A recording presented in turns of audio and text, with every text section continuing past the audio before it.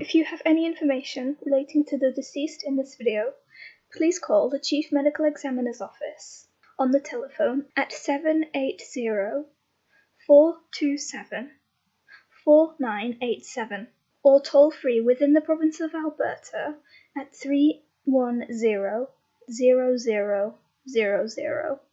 On the 13th of April, 1977, the body of the unidentified male was discovered in a 1.8-meter deep septic tank in an abandoned farmhouse 13 kilometers west of Tofield in Alberta, Canada, by the owners of the property who had been searching the septic tank for a pump. Due to the fact that he was found in a septic tank, he was nicknamed Septic Tank Sam by the investigators.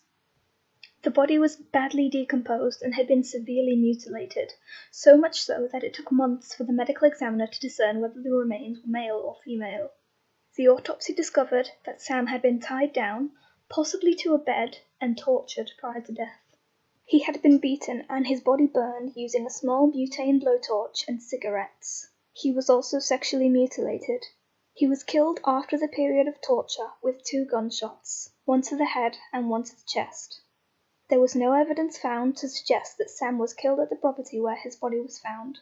More than likely, it was just used as the dumping ground. The killer rolled up Sam's body in a yellow bedsheet tied with nylon rope, and dumped him headfirst into the septic tank at the property, which had been partially filled with water. The killer poured quicklime into the tank in an attempt to dissolve the body and speed up the rate of decomposition. However, when quicklime is combined with water, only a small degree of burning will occur, and the majority of the body's tissue will die out, resulting in the exact opposite, the body being relatively well preserved.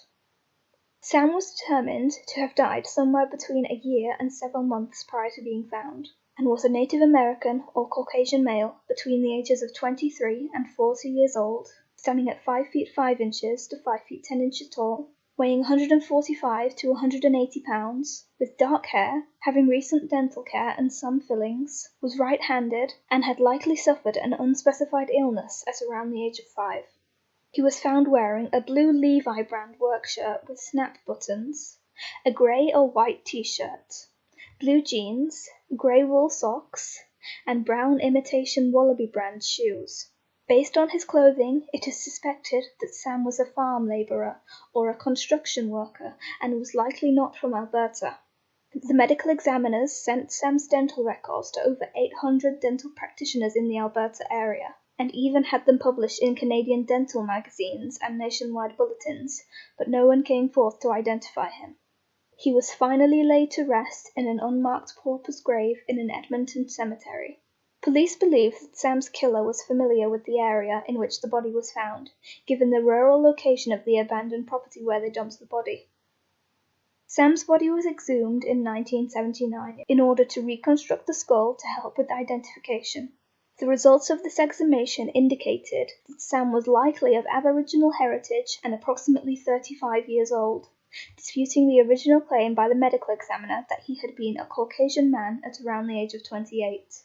Samples of his DNA were taken and facial reconstructions were posted in various newspapers across the country. Yet still, no leads turned up, and 42 years later, both Sam and his murderer, or murderers, remain unidentified. Investigators believe that Sam was not from Alberta and may have been homeless, a transient, or a migrant worker. The violent nature of the crime suggests that Sam knew his killer, and that it may have been a hate crime or a revenge killing. Online theories range from Sam being the victim of a hate crime possibly because he was homosexual, or possibly because he was of Aboriginal heritage, to Sam being a possible sexual predator who was killed as revenge for one of his victims. Regardless of the circumstances, his name will most likely be the information to piece together the puzzle, so to speak.